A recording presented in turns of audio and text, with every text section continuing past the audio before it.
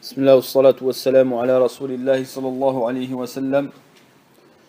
Donc, Inch'Allah ta'ala, on commence dans Al-Manzouma. Il dit l'auteur, rahimahullah ta'ala, Al-Bayquni, Bismillahir Rahmanir Rahim.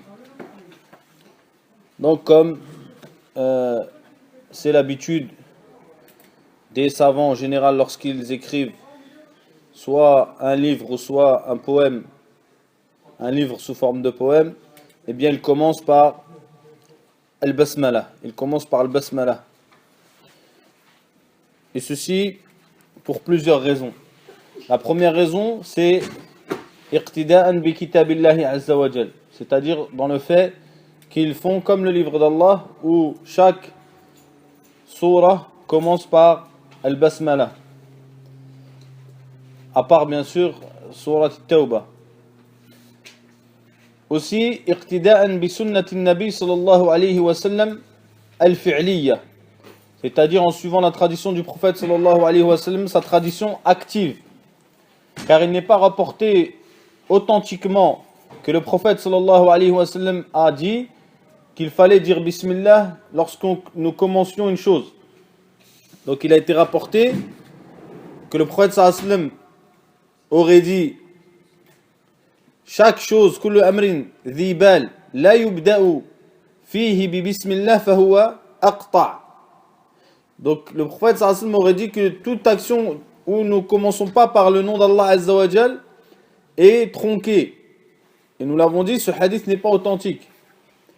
Donc il n'y a pas une parole prophétique du prophète sallallahu alayhi wa sallam qui nous prouve qu'il faut commencer toute chose par al-basmala. Mais il y a sa sunna qui est une sunna qui est active. Dans le sens où le prophète sallallahu alayhi wa sallam, lorsqu'il envoyait des documents ou des lettres aux rois pour les appeler à l'islam, eh bien il commençait par bismillah dans ses écrits. Donc ceci est une sunna prophétique lors d'un écrit, lorsqu'une personne écrit une risala, de commencer par bismillah. Donc le hadith il est rapporté notamment par le Bukhari. Aussi, les savants font ça parce que les savants qui les ont précédés l'ont fait. Iqtidan bil ulama as-sabiqin. C'est-à-dire ils font comme les savants qui les ont précédés. Quatrième chose, tabarrukan biha. Yani عند ابتداء الكتابة يتبركون بسم الله. Donc ils prennent la bénédiction du nom d'Allah azza wa jal en commençant un écrit. En commençant un écrit.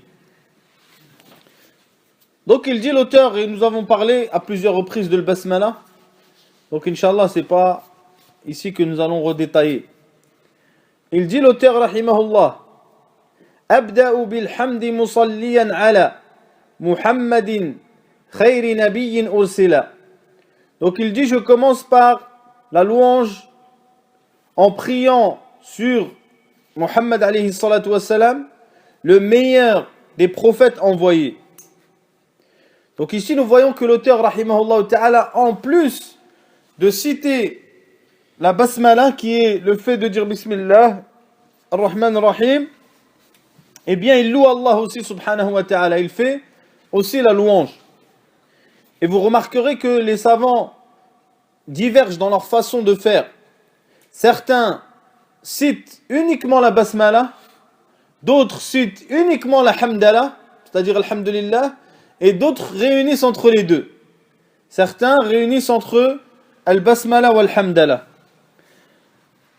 Donc aussi il est rapporté que le prophète sallallahu alayhi wa sallam a dit toute chose où la personne ne commence pas par l'ange d'Allah est tronquée aussi, et ce hadith aussi est faible. Mais ce qui est connu du prophète sallallahu alayhi wa sallam, c'est qu'il débutait alayhi salatu wa sallam ses discours par al-hamdala. Donc ses discours, il est commencé par al-hamdala, ses écrits par le basmala. Et c'est ça qui est connu du prophète sallallahu alayhi wa sallam dans sa sunna authentique. Donc après il y a ce qu'ils appellent les savants, si on peut dire du poème, etc., qui disent al-wajibat as-sina'iyya, c'est-à-dire les choses qui sont obligés de mettre lorsqu'ils écrivent un poème. Donc ils disent par exemple, il faut qu'ils disent al-basmala, il faut qu'ils disent al-hamdallah, il faut qu'ils prient sur le prophète sallallahu alayhi wa sallam. Ça c'est ce qu'ils disent, qui sont des wajibat suna'iyya lorsqu'ils écrivent un poème. Donc al-hamd, la louange, nous l'avons dit précédemment aussi, il dit Ibn al-Qayyim rahimahullah, al-hamdu huwa ikhbar عن محاسن المحمود مع حبه وجلاله وتعظيمه. Donc alhamd, c'est le fait de louer les qualités de celui qui est loué tout en l'aimant, en le grandissant et en le vénérant. Donc il faut savoir qu'il y a une différence entre le hamd et al-madh, c'est-à-dire la louange et l'éloge. La louange et l'éloge. Et le madh, c'est ikhbar an mahasin al-shakhs aussi. Donc يشترك مع الحمد المدح والحمد يشتركان في أنه إخبار عن محاسن الشيء.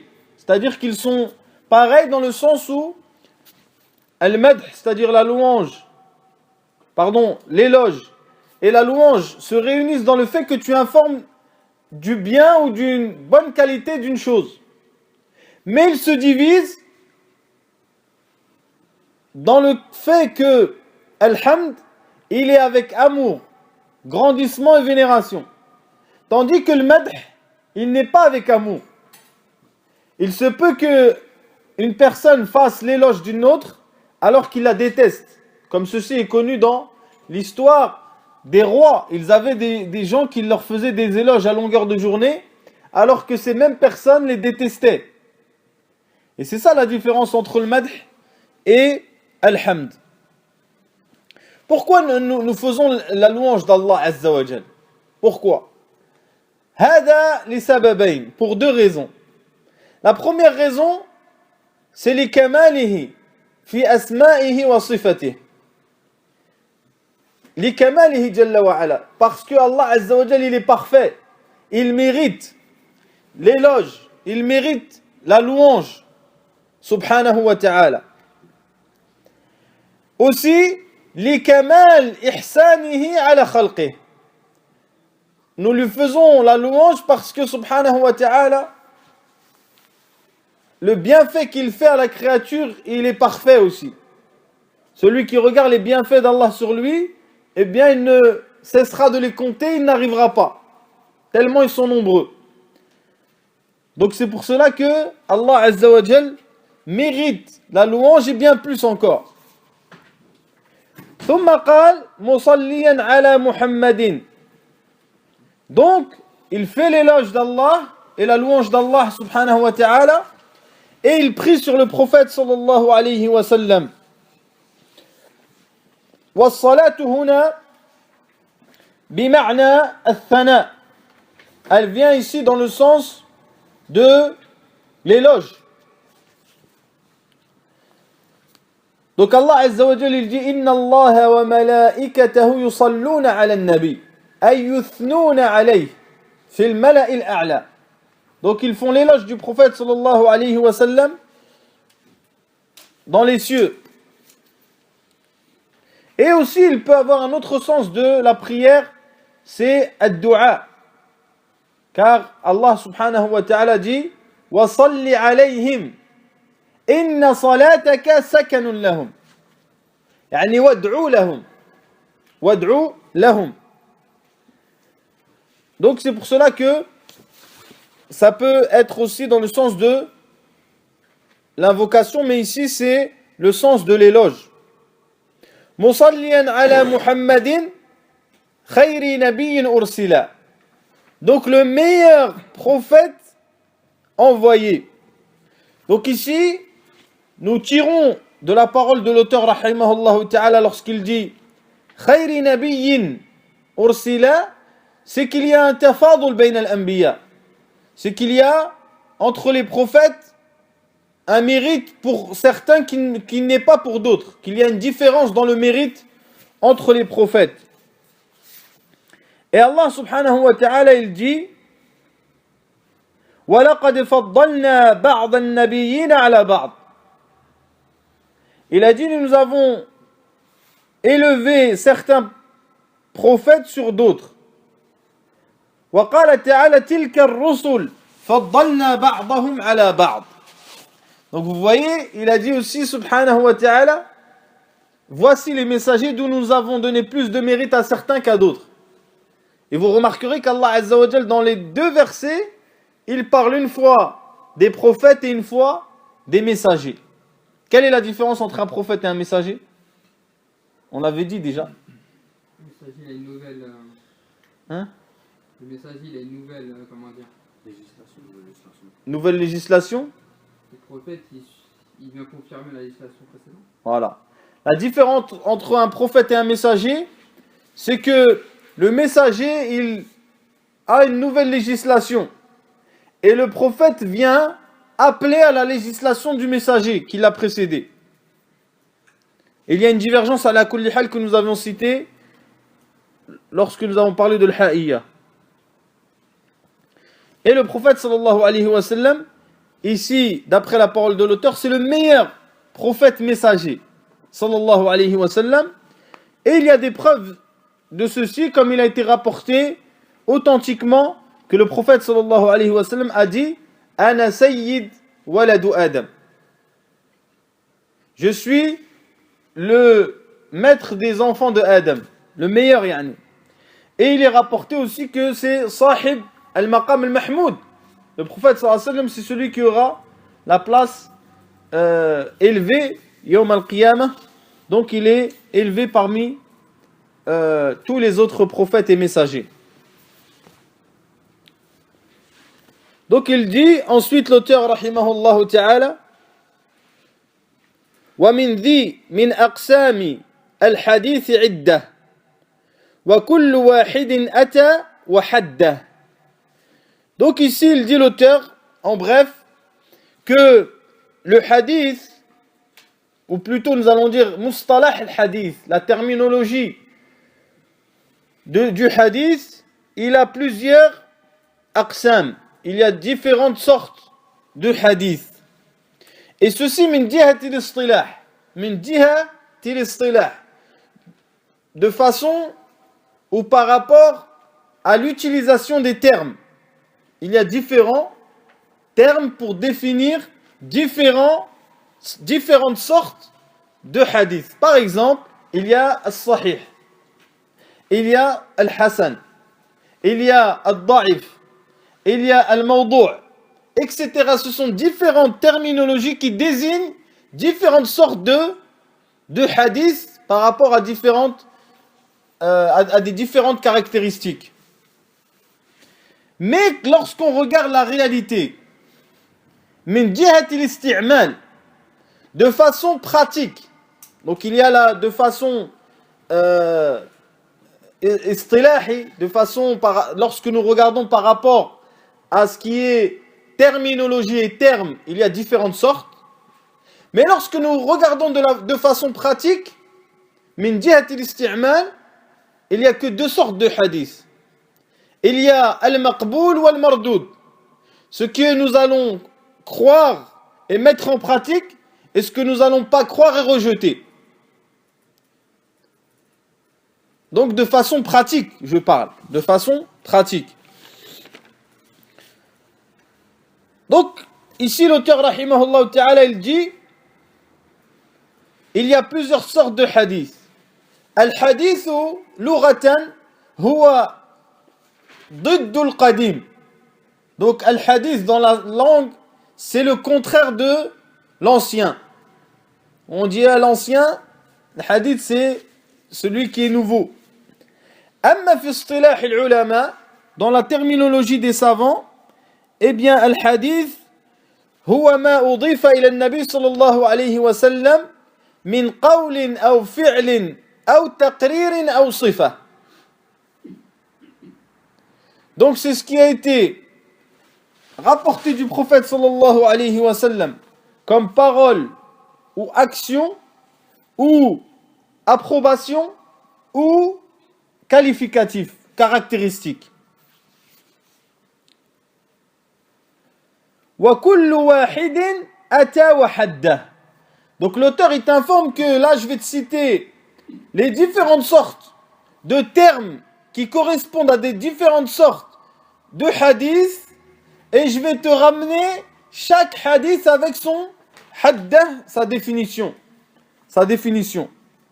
Donc ici on remarque une chose, c'est un petit tambih, c'est une petite remarque, c'est que al-ulama, as-salaf rahimahumullah dans al-hadith, ils n'avaient pas ce qu'ils appellent aujourd'hui ou ce qu'ils ont appelé à partir de Ibn Salah al-ta'rif al-jami' al-mani', c'est-à-dire la définition qui est une définition qui est claire et qui rapporte, qui est utilisée uniquement pour ce terme-là. Ils utilisaient des fois des termes différents pour désigner la même chose. Comme le faisait l'imam al-Bukhari rahimahullah ta'ala lorsqu'il utilisait al-Hasan pour désigner un texte ou un hadith authentique. Donc pour lui, utiliser le Hasan ou le Sahih, pour lui c'est la même chose. Mais à partir de Ibn Salah est venu, ou plutôt la science du hadith a été impactée par ce qui est mantiq, et par là est devenu les ta'arif jami'a mani'a, c'est-à-dire des définitions qui réunissent les conditions du terme et qui sortent toutes les choses qui ne peuvent pas rentrer dans ce terme-là. C'est ça jami' mani'a en gros. Donc l'auteur rahimahullah ta'ala ici il commence par, bien sûr, par le texte, le hadith authentique, as-sahih. Donc il dit awwaluha as-sahih wa huwa mattasal. Donc awwaluha as-sahih wa huwa mattasal. Isnaduhu wa lam yushadh wa lam yu'al. Wa lam yu'al c'est dans ma tête. Isnaduhu wa lam yushadh aw yu'al. Donc ici il dit le premier c'est le hadith sahih. Et c'est celui dont la chaîne de transmission est liée. C'est-à-dire qu'il n'y a pas de coupure. Et qu'il n'y a pas un shudhuz ou une illa. C'est-à-dire qu'il n'y a pas une transgression, nous allons appeler ça shudhuz, une transgression, c'est-à-dire, nous l'expliquerons Inch'Allah en détail, mais qu'ils contredisent des gens qui sont mieux que lui, ou une illa, c'est-à-dire qu'il y a un méfait, un mot, un mal plutôt, dans ce texte, qu'il soit apparent ou caché.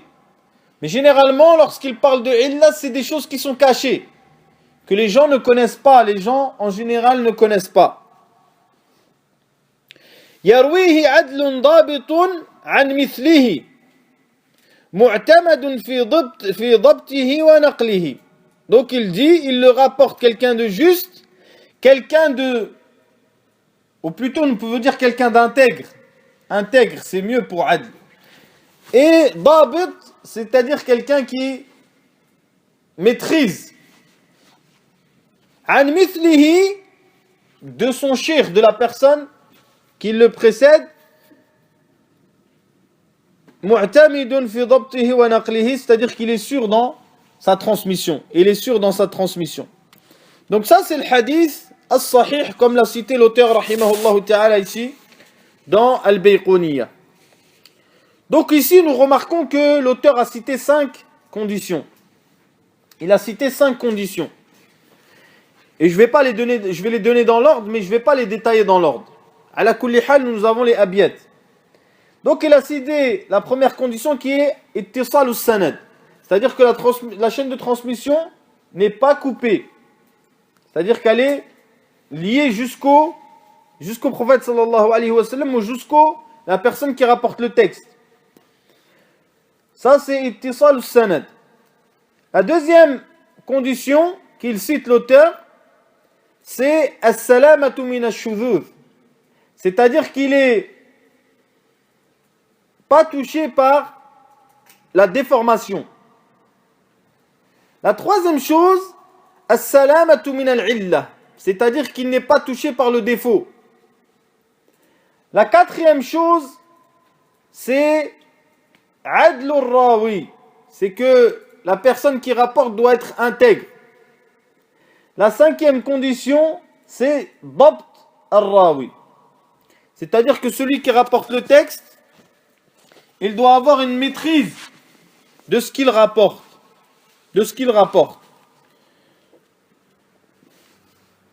Donc on remarque ici qu'il y a trois conditions qui sont liées uniquement à la chaîne de transmission. Il y a trois conditions qui sont liées à la chaîne de transmission uniquement, qui sont ittisal al-sanad,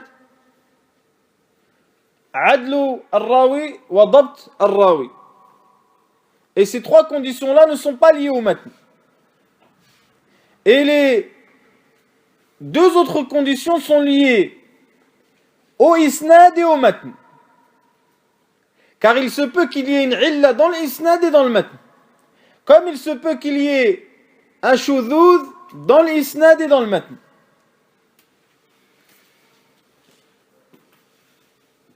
Donc la première condition, avant de parler de la première condition, nous allons dire qu'est-ce que as-sanad ou al-matn.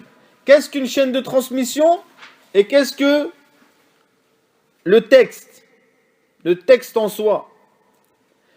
As-sanad hiya silsilatu ruwa, c'est la chaîne de transmission al-munsila ila al-matn, celle qui te mène jusqu'au texte.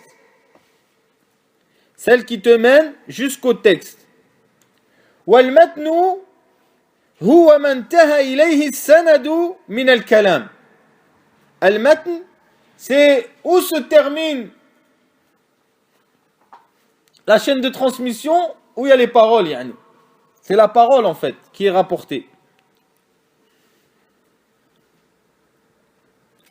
Donc je vous donne un exemple.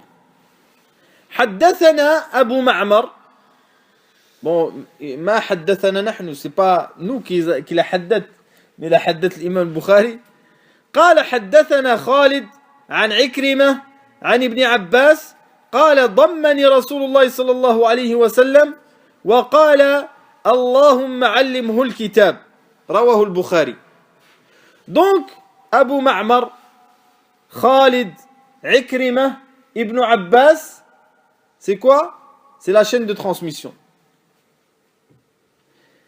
Al-matn, c'est قال اللهم علمه الكتاب. Vous comprenez? Donc c'est ça, en gros, as-sanad wal matn. Maintenant, ittisal ou sanad. Donc il faut savoir que un hadith, il a normalement un isnad. Donc il se peut que il y ait des textes qui sont considérés comme étant des hadiths, mais qui n'ont pas d'isnad. Donc c'est des textes qui n'ont pas de asl en fait. Comme certaines choses qui sont connues par la plupart des gens. Comme hubbul watan min al-iman par exemple. Hubbul watan min al-iman. Eh bien ceci n'est pas un texte. Il n'a même pas de chaîne de transmission pour certains. Pour la plupart même. Mais les gens ils le disent, ou plutôt peut-être même les kuffars l'ont rapporté chez les musulmans pour leur mettre l'amour de leur pays alors qu'ils doivent aimer en fait l'islam et les musulmans et se lier pour l'islam et les musulmans. Mais ici, qu'est-ce que c'est? La majorité des textes, ils ont quoi? Ils ont un sanad. C'est quoi le shart alors? C'est al-ittisal. C'est que la chaîne de transmission soit complète et qu'il n'y ait pas de coupure dans la chaîne de transmission. C'est-à-dire que chaque rapporteur rapporte de son cheikh. Que chaque rapporteur rapporte de son cheikh. C'est ça la chaîne de transmission qui est muttasila. Que chaque rapporteur rapporte de son cheikh. À ce moment-là, la chaîne de transmission est muttasila. Donc ça veut dire qu'il ne doit pas y avoir entre la personne et son cheikh une wasita. Il ne doit pas y avoir entre le cheikh et le tilmid qui prend le hadith, quelque chose entre eux deux. Mais ça doit être directement pris du shir. Et c'est pour cela qu'il y a 5 choses qui coupent le isnad. Il y a 5 choses qui coupent le isnad. Donc il y a en premier lieu ce qu'il va appeler l'auteur et ce qu'appellent les gens de l'hadith al-mu'dal. Celui-là, il y a une coupure dans l'isnad et nous reviendrons dessus. Al-mu'allaq, il y a une coupure dans l'isnad. Al-mudallas, il y a une coupure dans l'isnad même si elle n'est pas apparente. Al-mursal, il y a une coupure dans l'isnad. Et al-mursal al-khafi, ou bien certains disent al-munqati'. Mais c'est un irsal khafi. Et nous reviendrons sur chaque terme que nous avons cité, car l'auteur parle de ces termes-là. Donc 5 choses ici coupent la chaîne de transmission, fait que cette chaîne de transmission n'est pas muttasila, n'est pas complète jusqu'au prophète sallallahu alayhi wa sallam. Donc il faut savoir aussi, mes très chers frères, que certains jurisconsultes, les gens de la jurisprudence, qui ne sont pas sur le même ou sur la même longueur d'onde que les gens de la science du hadith, considèrent que al-mursal est une hujja et peut être utilisé dans les masail de fiqh.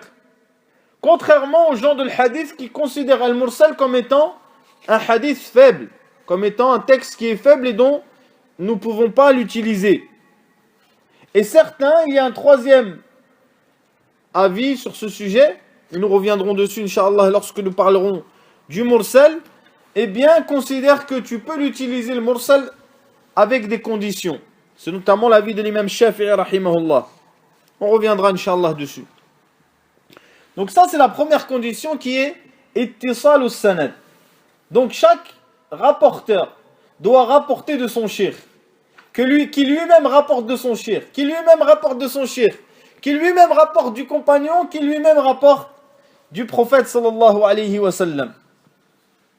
Et nous reviendrons aussi sur une chose qui s'appelle marasil as-sahaba, car il se peut aussi que certains compagnons ont rapporté des hadiths authentiques de certains tabi'in et qu'ils ont dit qala Rasulullah.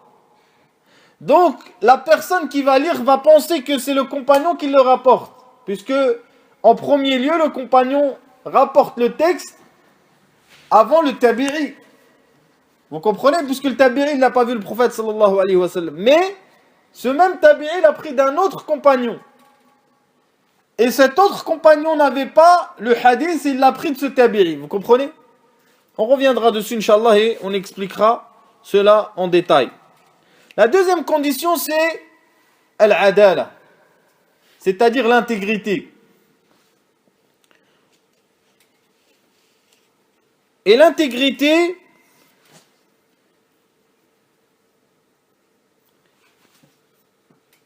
c'est quelqu'un, ou plutôt dans la langue arabe, al-adala,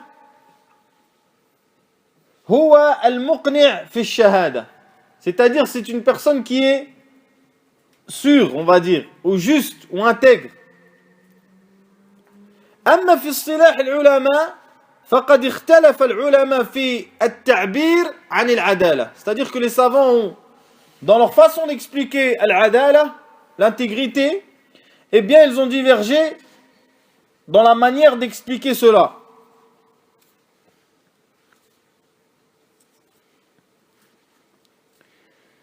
Donc il dit à l'imam Al-Khatib Al-Baghdadi rahimahullah ta'ala Al-adalatu al-matluba fi sifati al-shahid al-mukhbir hiya al-adalatu al-raji'atu ila istiqamati dinihi وسلامته من الفسق وما يجري مجراه مما اتفق على أنه مبطل للعدالة من أفعال الجوارح والقلوب المنهي عنها.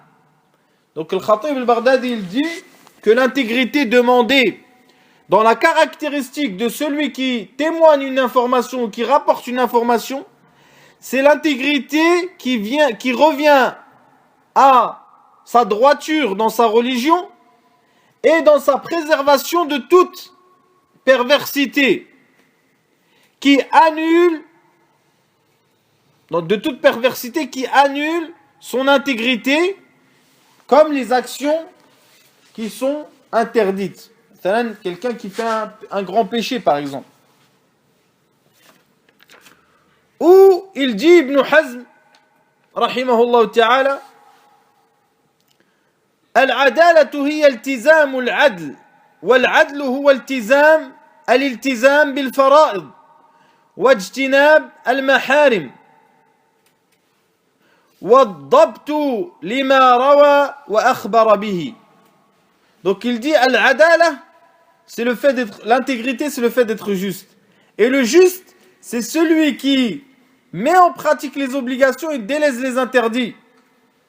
Et qui maîtrise ce qu'il rapporte et ce qu'il informe. C'est-à-dire, il maîtrise ce qu'il prend comme hadith et ce qu'il va donner.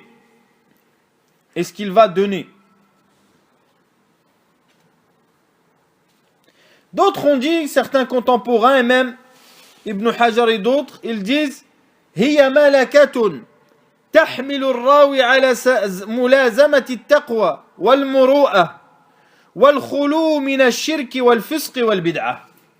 Donc ils disent c'est une chose que la personne a qui le pousse, le rapporteur qui le pousse à se lier à la crainte et au bon extérieur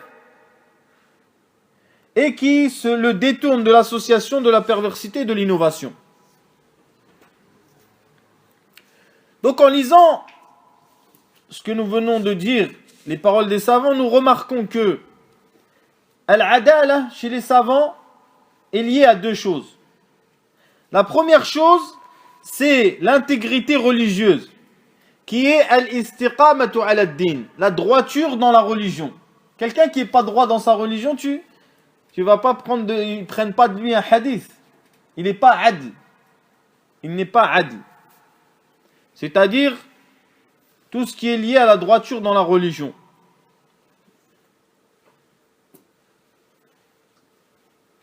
La deuxième chose, c'est al-adalatu fi riwaya wa hiya ad-dabt wal-hifd. C'est-à-dire la deuxième chose, c'est ce qui est lié à l'intégrité dans l'apport du texte, par rapport à sa maîtrise du texte et à son apprentissage, à sa connaissance parfaite. Je vous donne un exemple.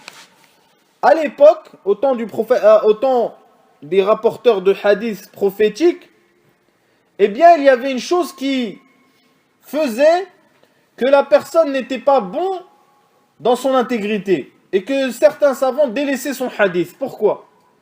Parce que kana yuhaddithu min kutubin nas. Donc il prenait le livre d'autrui, comme par exemple, mon père à moi c'est un muhaddith, il a un livre où il écrit tous ses hadiths. Moi, son fils, je prends le livre de mon père et je hadith certains avec les hadiths qui sont dans ce livre. Il y a quoi qui annule l'intégrité et qui fait que nous rejetons ce hadith? A priori, il n'y a rien d'extraordinaire. Tu prends un livre, tu lis, khalas, tu as transmis le hadith. Mais celui-là qui a pris le livre, il ne le maîtrise pas. Sachant qu'à l'époque, il n'écrivait ni avec les points, ni avec les harakat. Il n'y avait même pas les points. Du ba, du noun, etc.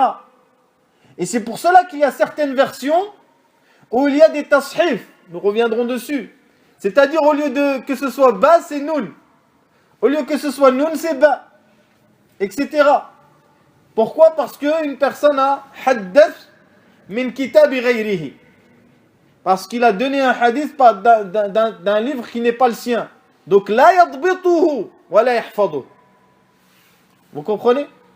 Donc, c'est pour ça que il faut les savants, les grands savants du hadith, les imams du hadith, eh bien, toutes ces choses-là, ils prenaient garde et ils arrivent à différencier entre ce qui est acceptable dans les versions et ce qui est rejeté.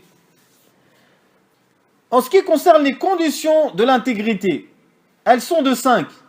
Retenez ce chiffre, 5.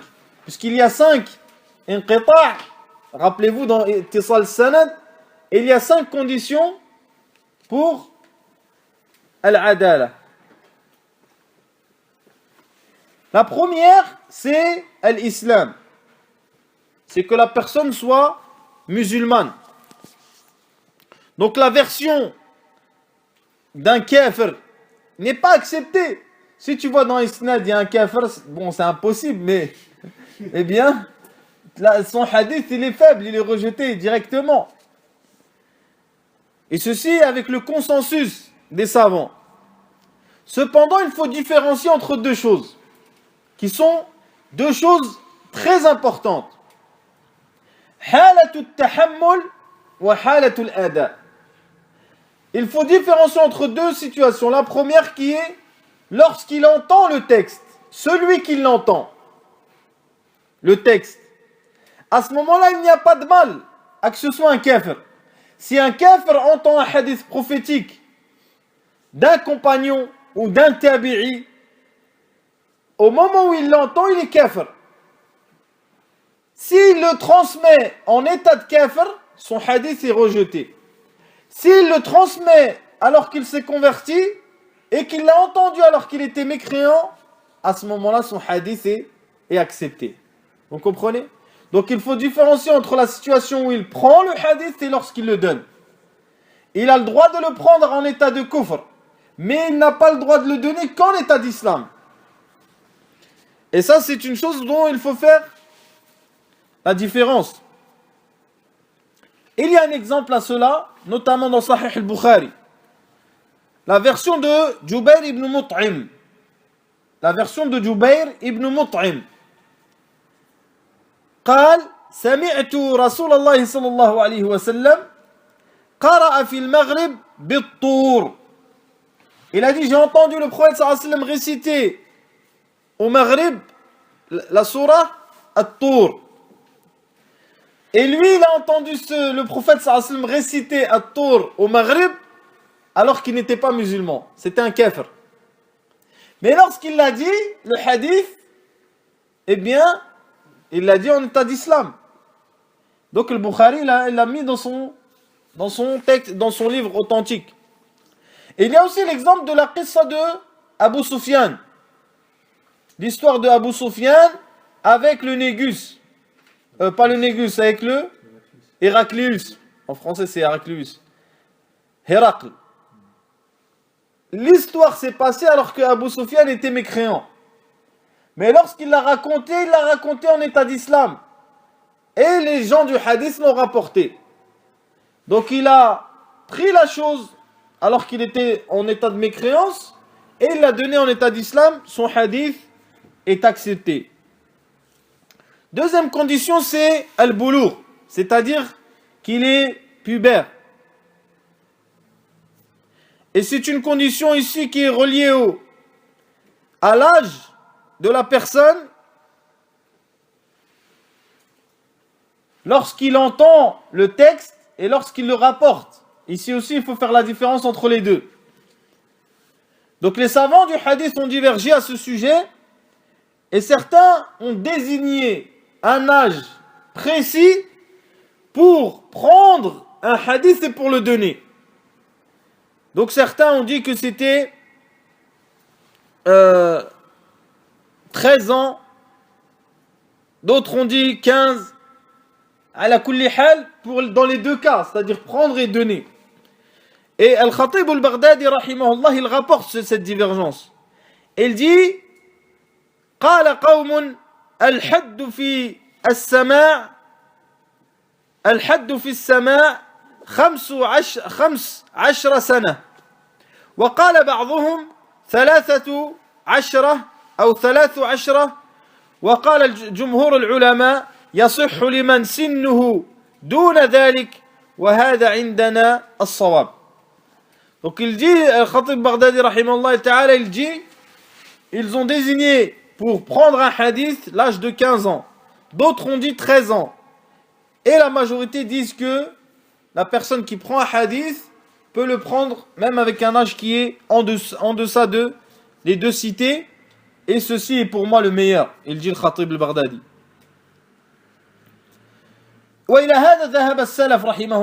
Et c'est à ça que ont penché les prédécesseurs, les savants du hadith, les précédents.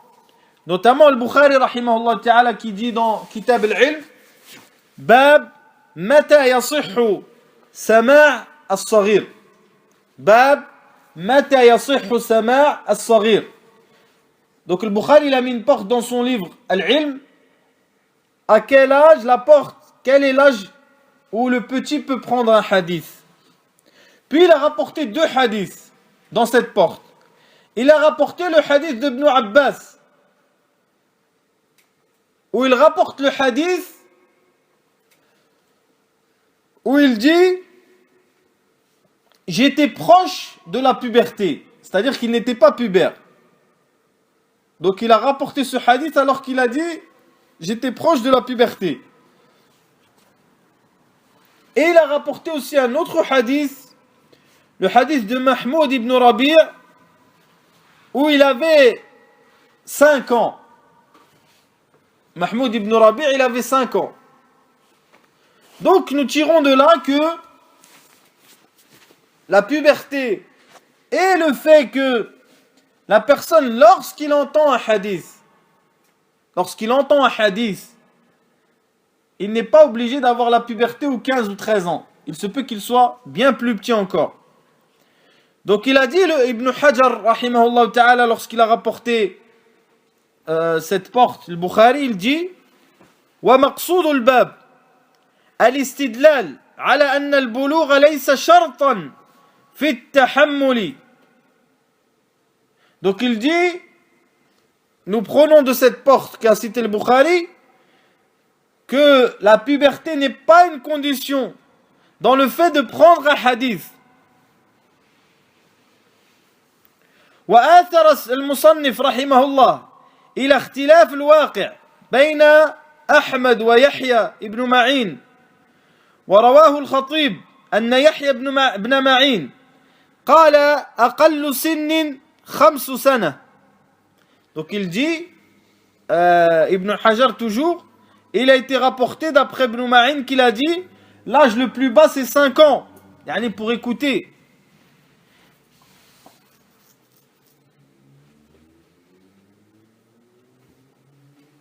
Donc nous comprenons que l'enfant, même s'il est petit et qu'il a entendu un hadith prophétique et qu'il l'a appris, qu'il l'a bien maîtrisé, qu'il peut ensuite, quand il grandit, le donner et son hadith est accepté.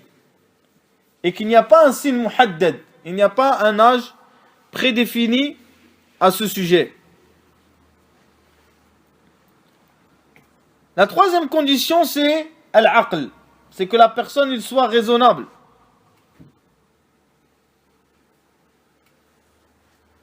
Et ceci est connu que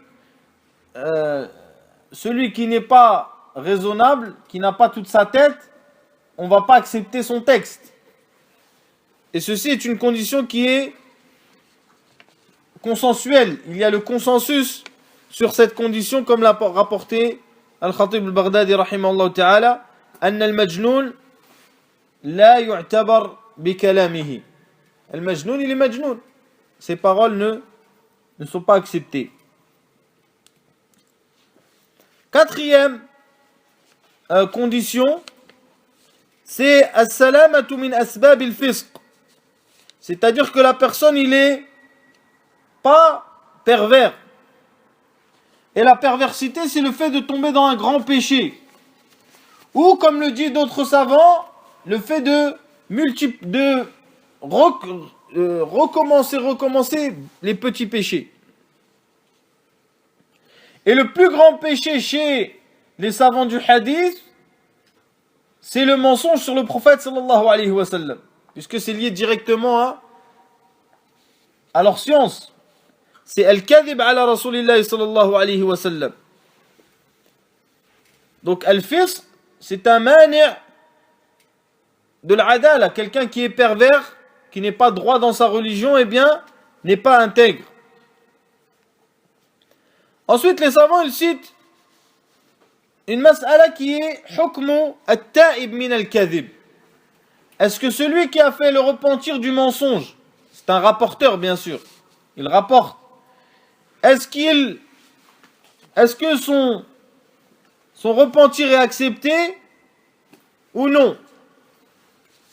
Eh bien, il y a une grande partie des salaf, rahimahumullah, qui n'acceptent pas son repentir. Et de là, n'acceptent pas son hadith après. Et c'est notamment l'avis de l'imam Thawri, de Abdullah ibn Mubarak, de l'imam Ahmad, de l'Humaydi, de Ibn Ma'in, yani les grands imams de l'hadith. Et ils ont rajouté à cette personne, yani celui qui a menti sur le prophète sallallahu alayhi wa sallam, ou qui a menti, eh bien, celui qui a fait une erreur dans un hadith, puis qu'on lui a dit son erreur et qui est resté dessus. Par exemple, il a dit un hadith où il dit une chose contraire. On lui a dit ça c'est contraire et ton hadith c'est ça le vrai. Il a dit non c'est ça. Donc yulhaq bihi la tuqbal riwayatuhu. D'autres ont dit tuqbal ba'da at-tawbah. Et ça c'est l'avis de l'imam Nawawi rahimahullah ta'ala. Il dit هذا الذي ذكره هؤلاء الأئمة ضعيف مخالف لقواعد الشريعة والمختار القاطع أو المختار القطع بصحة توبته في هذا وقبول روايته. Donc il dit Nawawi rahimahullah, ce qui a été cité par ces grands imams est faible et contraire aux règles de la législation. Et ce qui est choisi, c'est que son repentir est juste et que sa version ou son hadith est accepté. Donc premièrement, avant de rentrer dans cette divergence et l'expliquer plus ou moins, il faut différencier entre celui qui est kadhab, fi'lan, qui ment sur le prophète sallallahu alayhi wa sallam, et al-muttahim bil-kadhib, et celui qui est accusé de mensonge. Donc des fois, il se peut qu'une personne qui est accusée de mensonge ne l'est pas en réalité. Il se peut qu'une personne qui est accusée de mensonge ne l'est pas. Et il y a un exemple, comme Ismaïl ibn Abi Uwais. فهو متهم بالكذب. Il a été accusé de mensonge par certains savants du Jarh wa al-Ta'dil. وقد احتج به الكتب الستة إلا النسائي. Donc هذا إسماعيل ibn Abi Uwais خرج له واحتج به الخمسة. C'est-à-dire quand on dit le khamsa, c'est les 4 plus l'imam Ahmad, mais ici c'est al-kutub sitta sans Nasa'i. C'est-à-dire al-Bukhari, Muslim, Ibn Majah, Abu Daoud, At-Tirmidhi. Ils ont rapporté son hadith. لأنه لم يتحقق أنه كذاب. Donc, car il n'était pas sûr, il a simplement été accusé de mensonge, mais il n'était pas sûr de son mensonge, donc ils ont accepté ces hadiths. En ce qui concerne ce qu'a dit l'imam Nawawi rahimahullah ta'ala, eh bien, ceci n'est pas authentique. Le repentir de celui qui ment sur le prophète sallallahu alayhi wa sallam n'est pas accepté. Et nous prenons plus de version de lui. C'est ça le vrai, c'est ce qu'a dit al-Salaf. Et le problème de l'imam Nawawi ici, c'est qu'il a fait une analogie avec le musulman en général lorsqu'il ment comme ça. Yani, le musulman pervers ne pouvons pas faire une analogie avec le musulman pervers qui ment sur Nas, fi kalam Nas, وَمَنْ كَذَبَ فِي كَلَامِ النَّبِي صلى الله عليه وسلم. Vous comprenez? Est-ce que nous pouvons faire une analogie des deux? Nous avons vu c'était quoi les conditions de l'analogie. Et que beaucoup de gens se sont égarés. Pourquoi? Parce que ils ne voyaient pas al-jam' ou al-fariq. Ils ne voyaient pas ce qui unissait et ce qui désunissait. Ici, l'imam Nawawi pense que celui qui ment sur les paroles des gens est au même niveau que celui qui ment sur les paroles du prophète sallallahu alayhi wa sallam. Et ceci est un qiyas ma'al fariq. Donc, ce qui est le plus authentique, c'est que celui qui a menti sur le prophète sallallahu alayhi wa sallam et on est sûr qu'il a menti sur le prophète sallallahu alayhi wa sallam, que même s'il fait tawbah, nous n'acceptons pas son hadith, et c'est ceci sur quoi était as-salaf rahimahumullah ta'ala. Qu'est-ce que nous remarquons ici? Nous remarquons qu'il y a une divergence entre salaf rahimahumullah dans le hadith et al-khalaf. Il y a une divergence ici. Puisque si salaf n'accepte plus de prendre les hadiths de quelqu'un qui a menti sur le prophète sallallahu alayhi wa sallam après son repentir, donc ils vont considérer certains hadiths comme étant faibles. Sahih? Alors que les autres qui sont venus après vont les considérer comme étant authentiques, puisqu'ils acceptent le repentir de celui qui a menti sur le prophète sallallahu alayhi wa sallam. Et c'est pour ça qu'il n'y a pas de mal à dire qu'il y a une divergence entre manhaj salaf fi ilm al-hadith et al-khalaf, ceux qui sont venus après. Et nous le prouverons, Inch'Allah, bidnillah, en parlant de plusieurs masail dans Al-Manzouma, Inch'Allah ta'ala. En ce qui concerne celui qui ment sur les paroles des gens, il a menti lui, il a dit oui, un tel, il a dit ça, c'est pas vrai. Lui, la plupart des savants acceptent son repentir et acceptent sa riwaya, acceptent son hadith. Pourquoi? Parce qu'il n'a pas menti sur le prophète sallallahu alayhi wa sallam. Et il sait que le mensonge sur le prophète sallallahu alayhi wa sallam n'est pas la même chose et est une grande chose. Donc c'est pour cela que les savants acceptent sa version. Donc il y a aussi ici la cinquième condition qui est as-salamatu min khawarim al-muru'ah, c'est-à-dire qu'il est préservé de khawarim al-muru'ah, c'est tout ce qui nuit à l'image de la personne, si on peut dire. Et al-muru'ah, c'est-à-dire ce qu'ils appellent al-muru'ah, c'est une chose que la personne a en lui et qui le pousse à faire des actions qui sont bonnes, des bonnes actions, et qui méritent d'être louées, que ce soit religieusement, par la raison, ou bien par la connaissance des gens. Donc je donne un exemple de ce qui fait que la personne détruit un peu son image, on va dire, si on peut dire comme ça. Yakhrum muru'atah, c'est par exemple le fait de manger sur la route.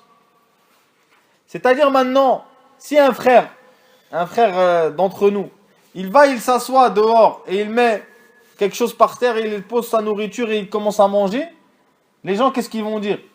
Même les musulmans, même les frères vont dire, ah, il est pas, il lui manque quelque chose. Donc celui-là, sa adala, elle est remise en cause. Sa adala est remise en cause. Il y avait à l'époque de salaf une chose que certains faisaient et qu'ils considéraient comme étant kharim lil muru'ah, c'est le fait de marcher et de se retourner tout le temps. Eh bien, ils considéraient que ceci était considéré comme quelque chose qui annulait, qu'on ne prenait pas le hadith de quelqu'un qui annule sa muru'ah. Donc il faut savoir aussi, mes très chers frères, que toute personne qui annule, ou plutôt toute personne qui annule ou qui fait une chose qui diminue de son image apparente, eh bien n'annule pas automatiquement sa adala, ne détruit pas son intégrité. Mais il faut qu'il yastamirru ala dhalik, il faut qu'il soit dessus souvent. Et il faut savoir aussi que khawarim al-muru'ah, elles peuvent changer d'une époque ou d'un lieu. Il y a certains endroits où tu peux manger dans les rues, tu t'assois, tu manges avec toute ta famille dans la rue, etc. Les gens ils disent rien. C'est adi chez eux, c'est quelque chose de normal. Mais il y a d'autres endroits où tu peux pas. Il y a des endroits où tu es obligé de marcher, de tourner la tête toutes les 2 secondes.